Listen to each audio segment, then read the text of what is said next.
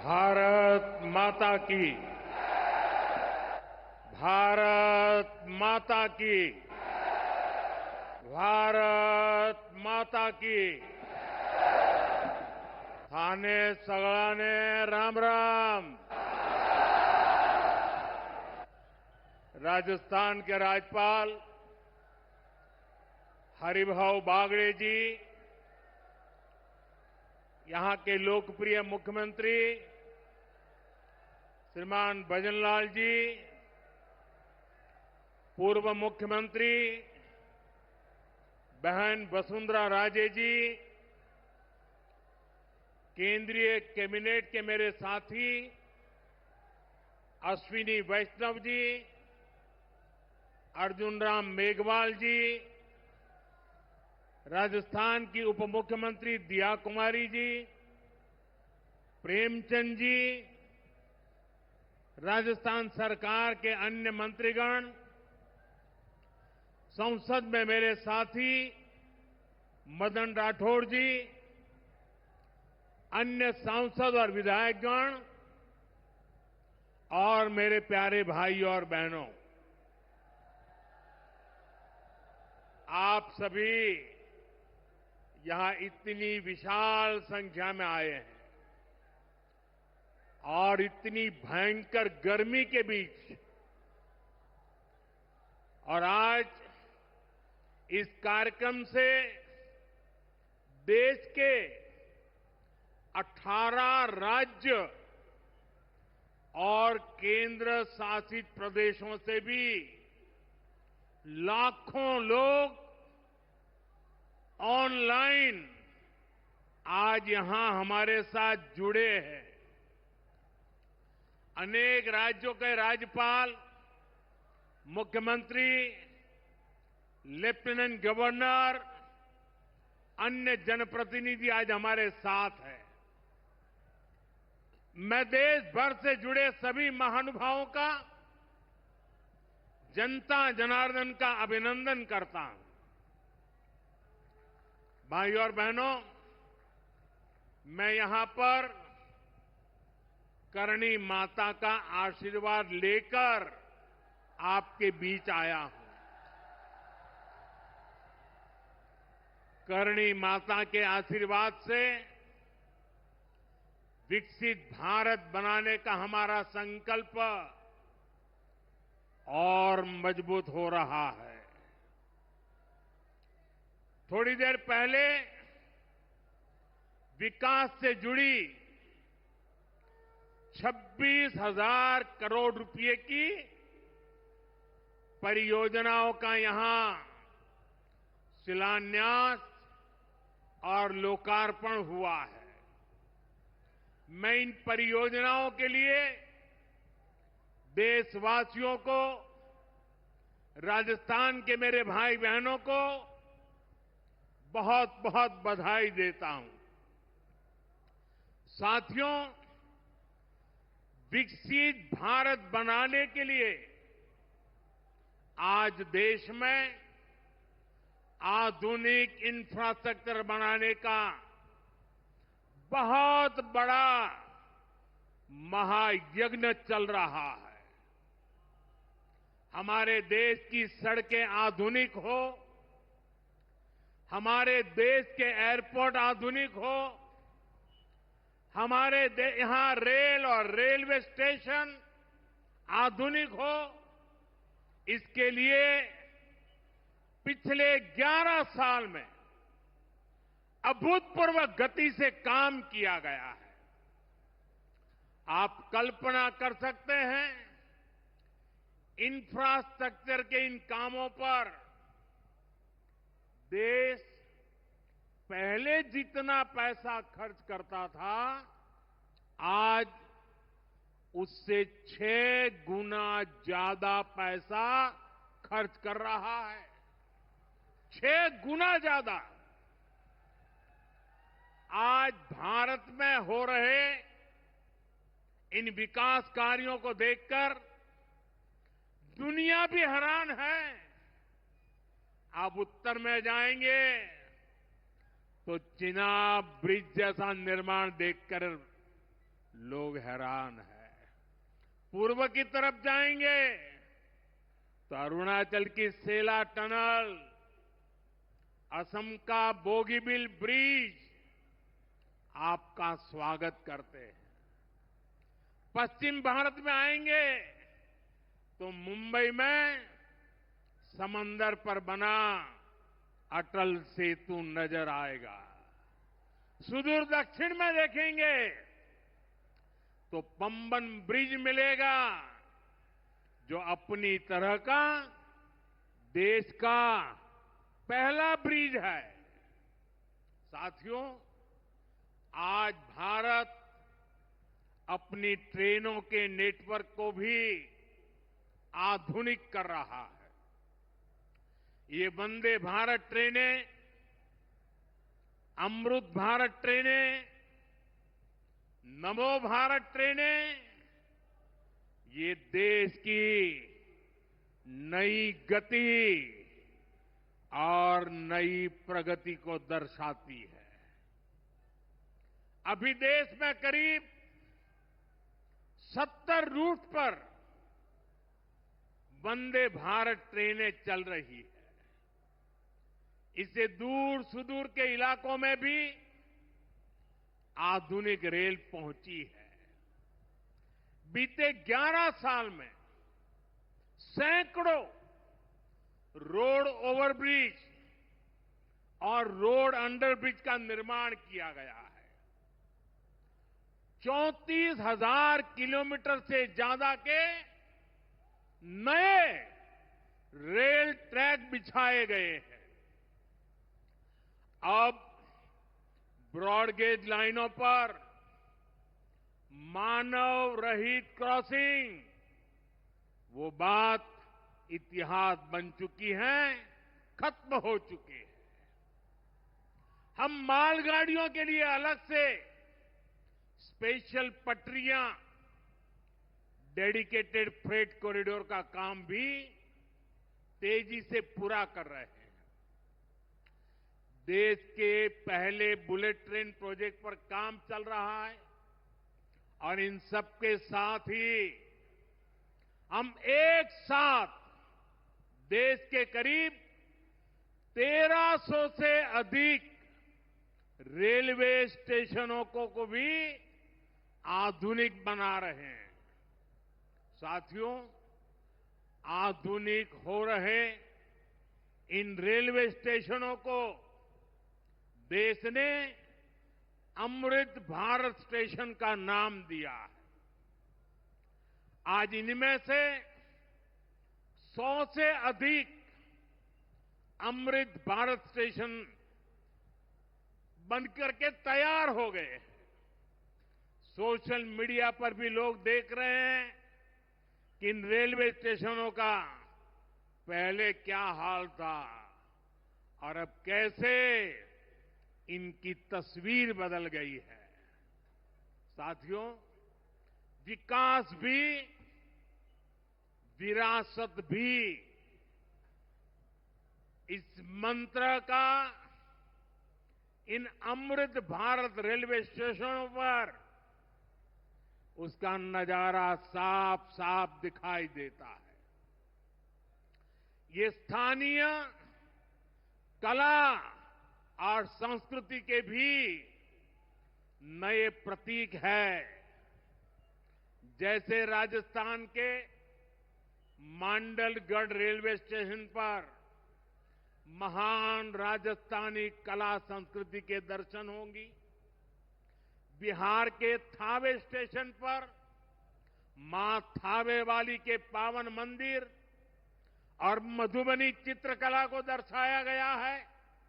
मध्य प्रदेश के Orchha railway station पर आपको भगवान राम की आभा का एहसास होगा। श्रीरंगम स्टेशन का डिजाइन भगवान श्री रंगनाथ स्वामी जी के मंदिर से प्रेरित है।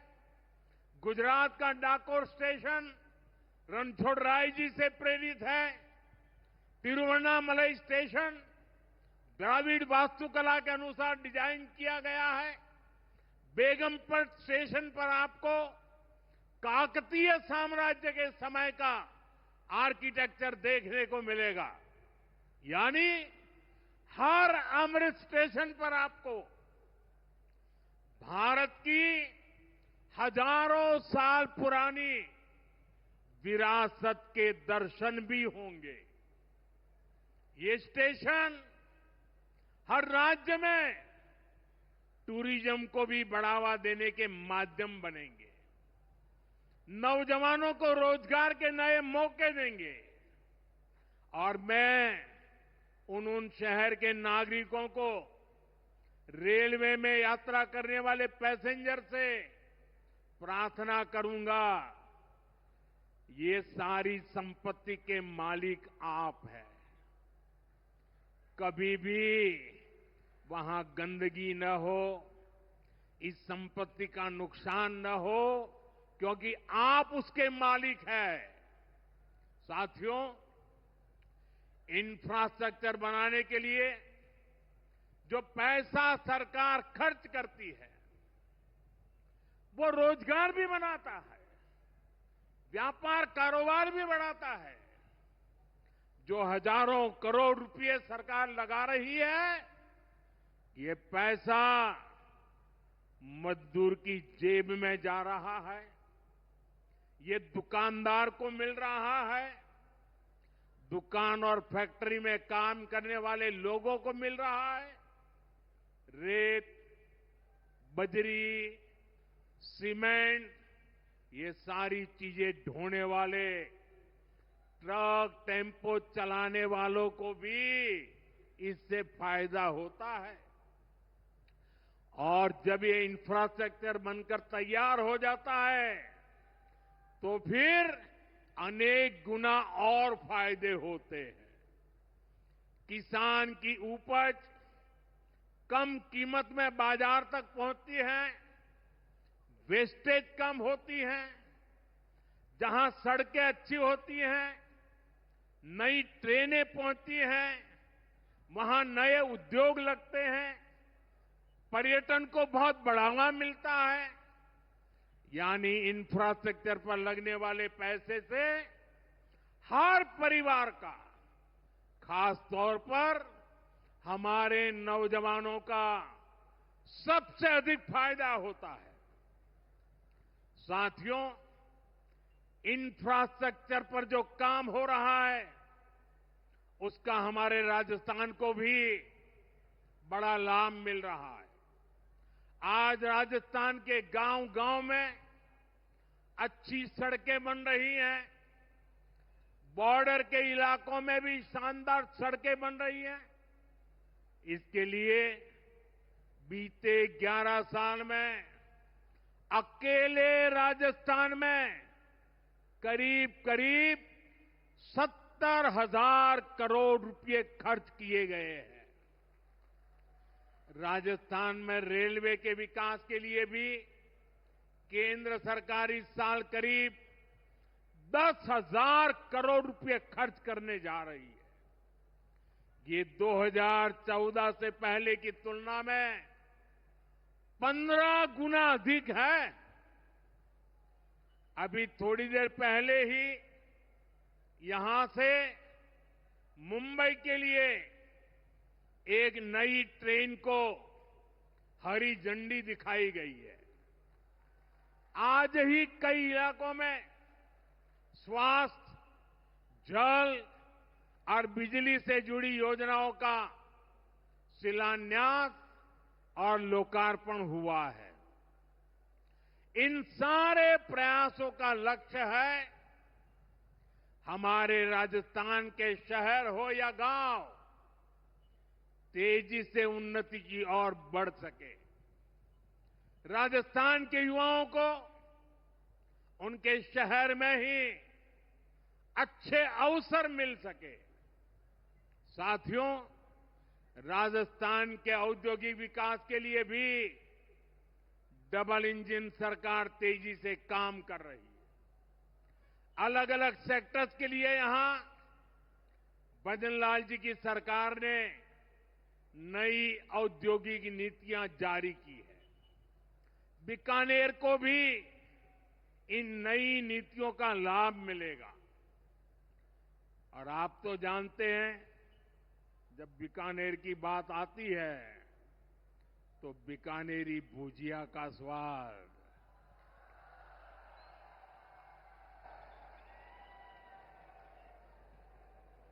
और बीकानेरी रसगुल्लों की मिठास,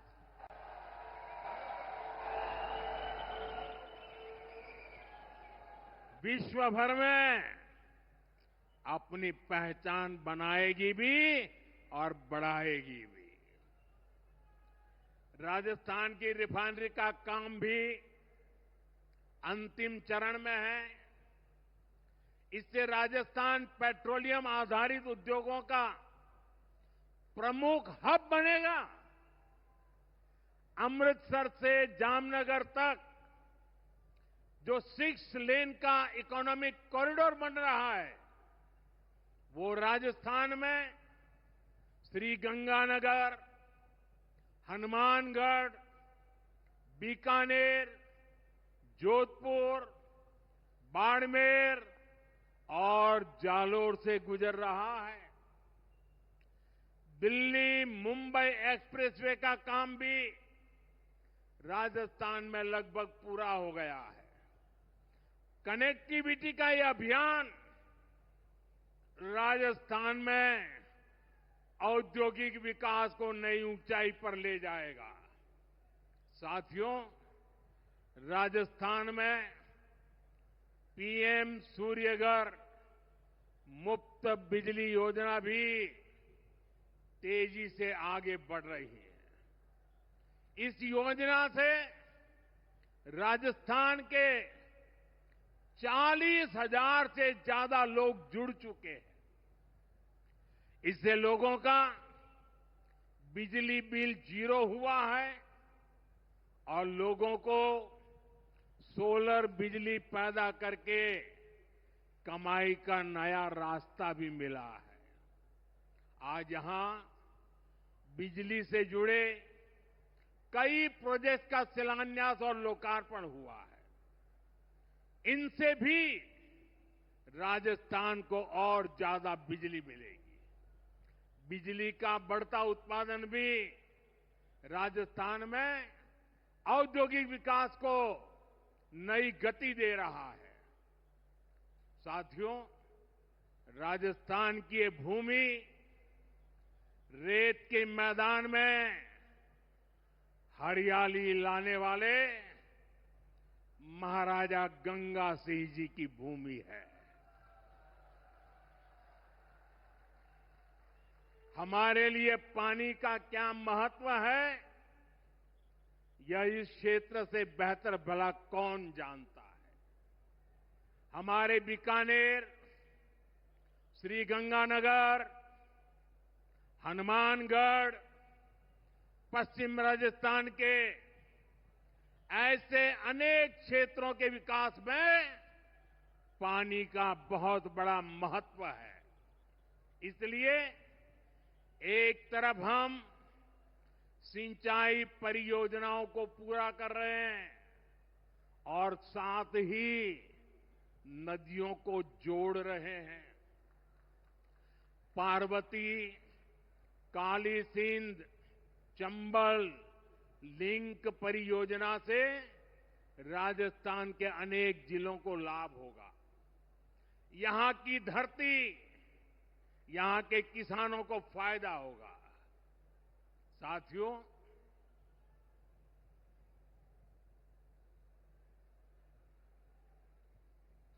राजस्थान की ये वीर धरा हमें सिखाती है कि देश और देशवासियों से बड़ा और कुछ नहीं। 22 अप्रैल को आतंकवादियों ने धर्म पूछकर हमारी बहनों की मांग का सिंदूर उजाड़ दिया था।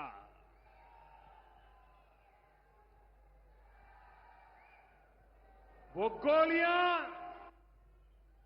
पहलगाम में चली थी, लेकिन उन गोलियों से 140 करोड़ देशवासियों का सीना छलनी हुआ था।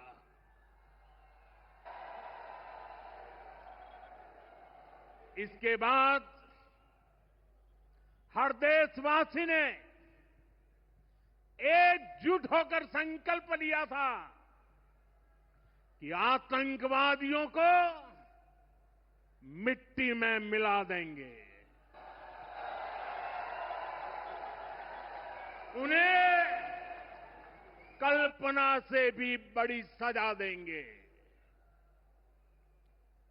आज आपके आशीर्वाद से, देश की सेना के शौर्य से हम सब उस प्रण पर खरे उतरे हैं। हमारी सरकार ने तीनों सेनाओं को खुली छूट दे दी थी।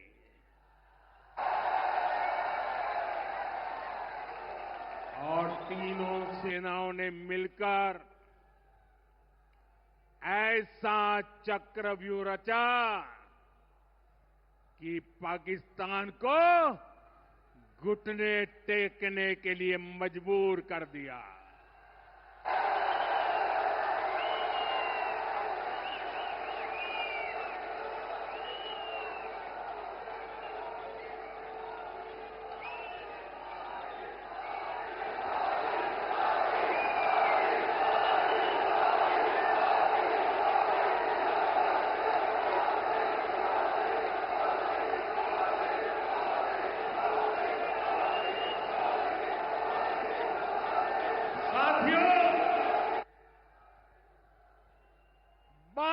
तारीख के हमले के जवाब में हमने 22 मिनट में आतंकियों के 9 सबसे बड़े ठिकाने तबाह कर दिए।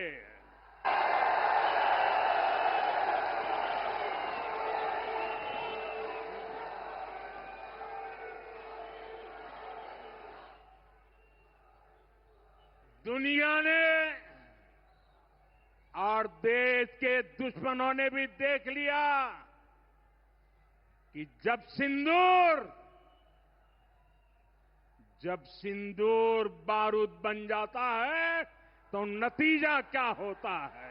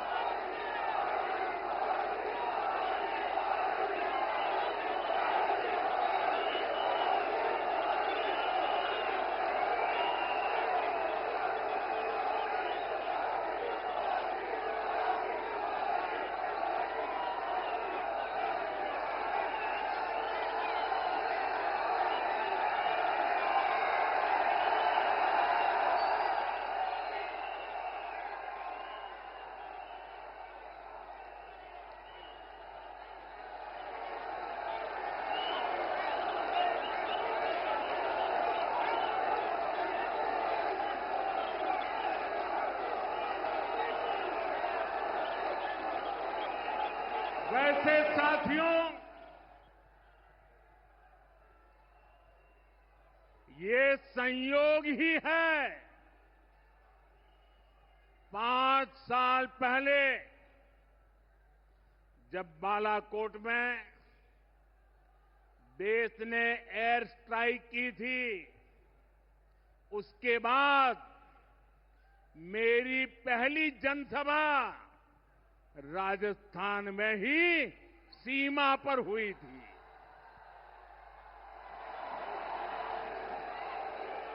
वीर भूमि का ही ये तप है कि ऐसा संयोग बन जाता है। अब इस बार जब ऑपरेशन सिंदूर हुआ तो उसके बाद मेरी पहली जनसभा फिर यहां वीरभूमि राजस्थान की सीमा पर बीकानेर में आप सभी के बीच हो रही है।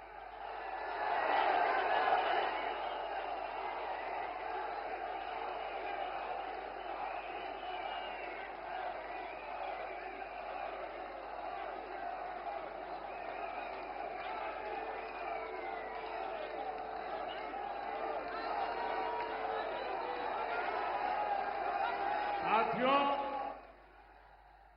चूरू में मैंने कहा था, एयर स्ट्राइक के बाद मैं आया था, तब मैंने कहा था, सौगंध मुझे इस मिट्टी की, मैं देश नहीं मिटने दूंगा, मैं देश नहीं झुकने दूंगा।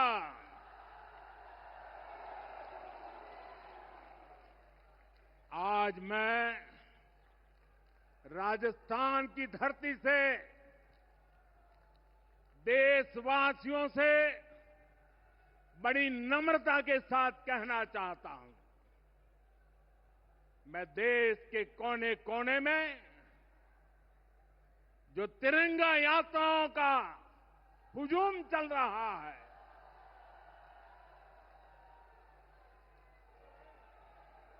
मैं देशवासियों से कहता हूं,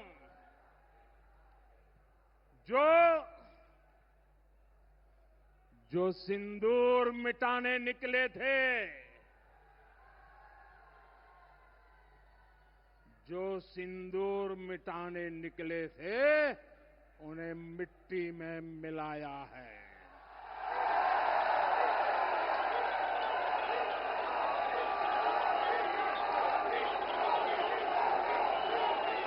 जो हिंदुस्तान का लहू बहाते थे, जो हिंदुस्तान का लहू बहाते थे, आज कतरे कतरे का हिसाब चुकाया है।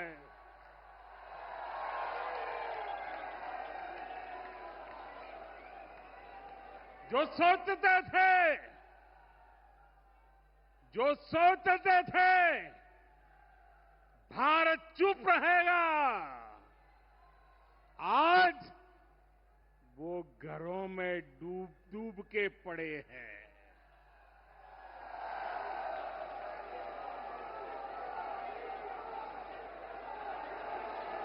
जो अपने हथियारों पर घमंड करते थे, जो अपने हथियारों पर घमंड करते थे, आज वो मलबे के ढेर में दबे हुए हैं।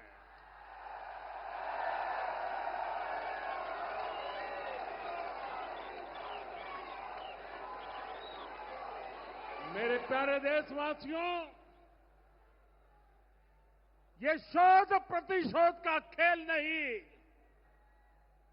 ये शोध प्रतिशोध का खेल नहीं, ये न्याय का नया स्वरूप है।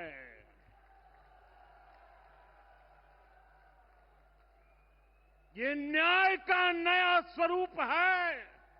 ये ऑपरेशन सिंदूर है।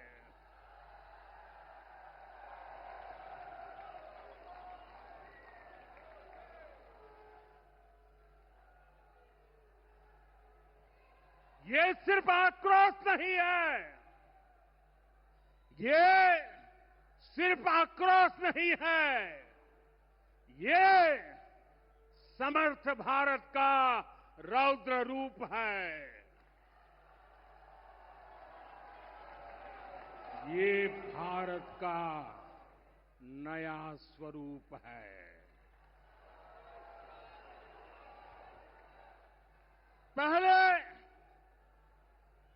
पहले घर में घुसकर किया था वार, पहले घर में घुसकर किया था वार, अब सीधा सीने पर किया प्रहार है।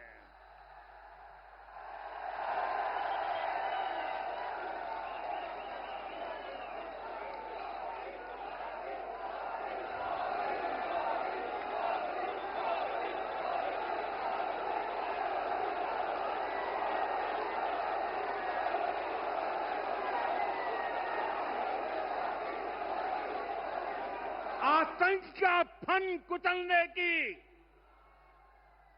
आतंक का फन कुचलने की यही नीति है, यही रीति है, यही भारत है, नया भारत है। ये भारत माता की, भारत माता की, भारत माता की। साथियों, ऑपरेशन सिंदूर ने आतंकवाद से निपटने के 3 सूत्र तय कर दिए हैं। पहला,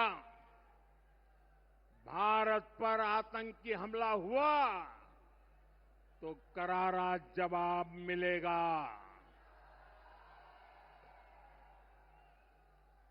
समय हमारी सेनाएं तय करेगी, तरीका भी हमारी सेनाएं तय करेगी और शर्तें भी हमारी होगी। दूसरा, एटम बम की गीदड़ बप्तियों से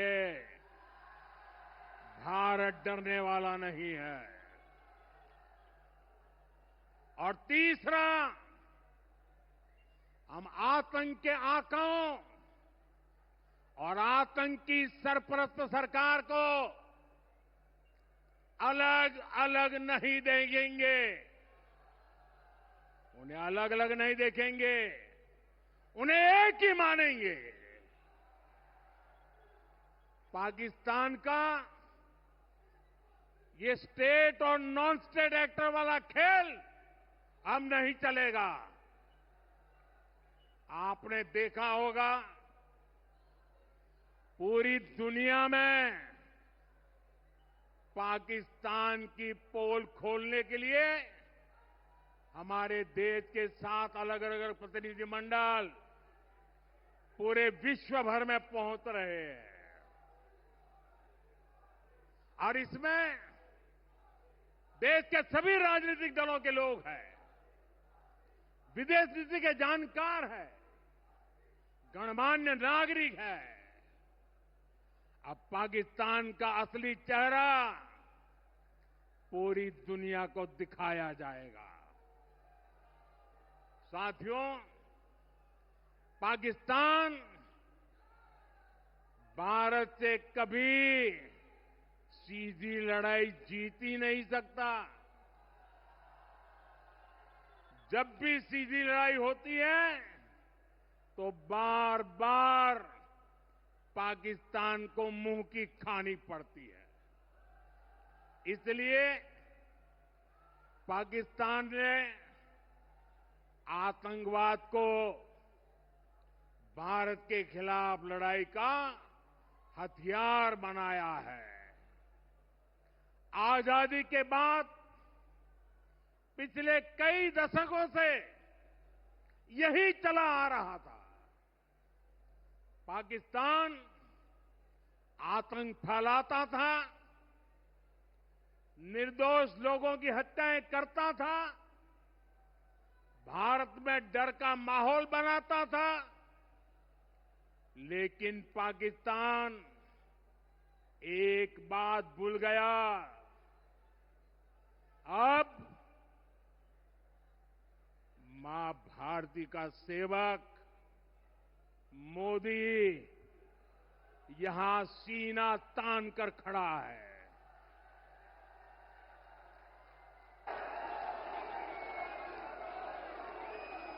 मोदी का दिमाग ठंडा है, ठंडा रहता है, लेकिन मोदी का लहू गर्म होता है।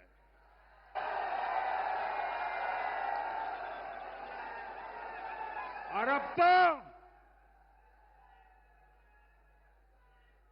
मोदी की नसों में लहू नहीं, गरम सिंदूर बह रहा है।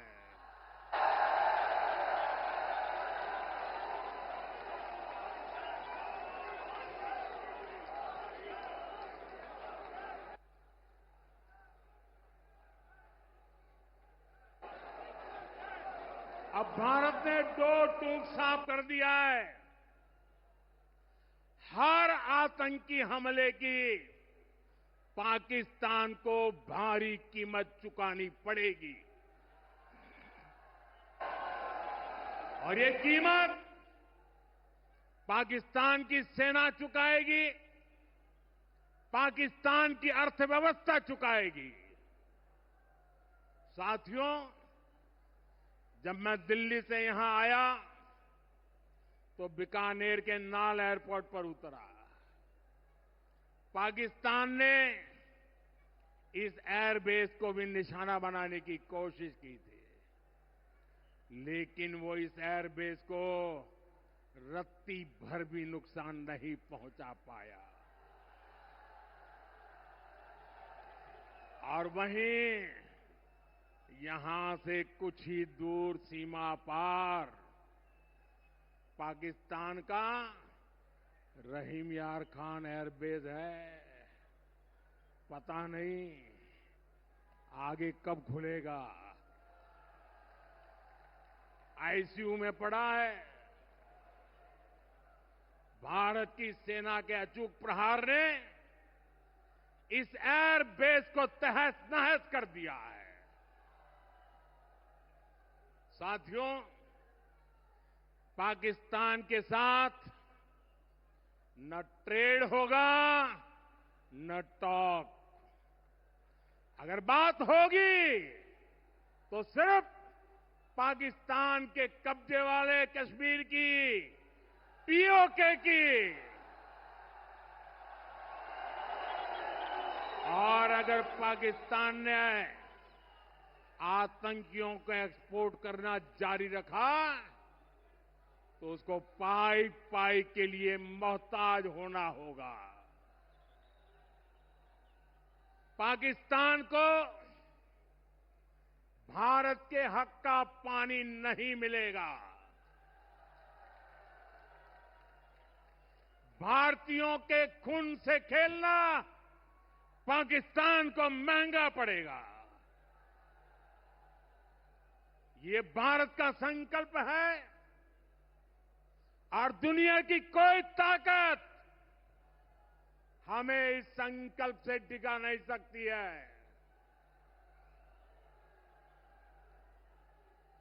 भाइयों और बहनों, विकसित भारत के निर्माण के लिए सुरक्षा और समृद्धि दोनों जरूरी है।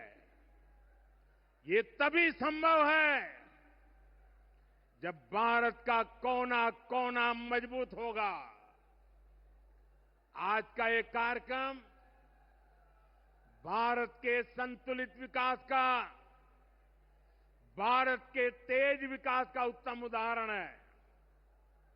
मैं एक बार फिर इस वीर धरा से सभी देशवासियों को बधाई देता हूं। मेरे साथ बोलिए, दोनों मुट्ठी बंद करके पूरी ताकत से बोलिए, भारत माता की, भारत माता की, भारत माता की। वंदे वंदे वंदे वंदे वंदे वंदे वंदे वंदे वंदे वंदे वंदे वंदे।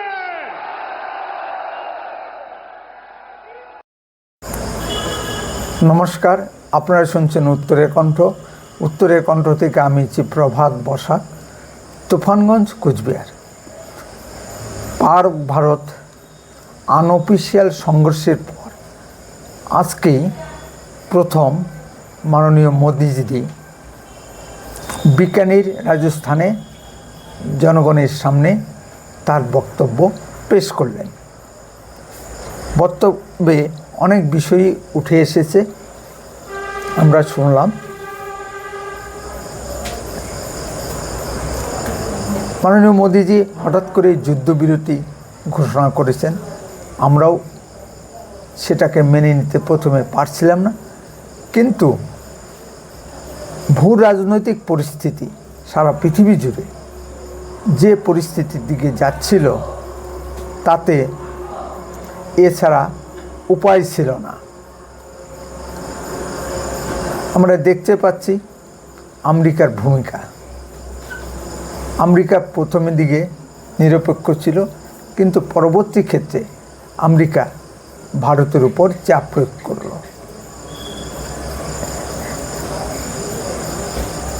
ভারত পাকিস্তানের পারমাণবিক কেন্দ্রের উপর অজান্তে হামলা চালিয়েছিল, সেখান থেকে বিকিরণ নির্গত হয়েছে।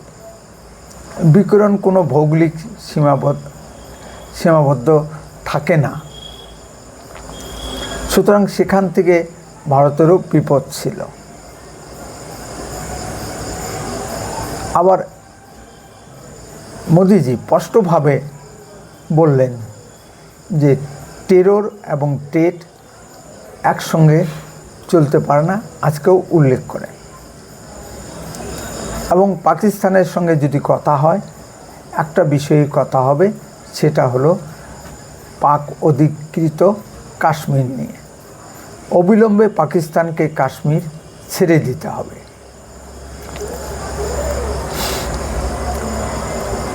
এইভাবে স্বাধীনতার ৭৮ বছর ধরে এই সুরে পাকিস্তানকে এই ভাষায় কোনো প্রধানমন্ত্রীকে আমরা আক্রমণ করতে দেখিনি। সবসময় ভারত একটা নরম মনোভাব নিয়ে চলেছে।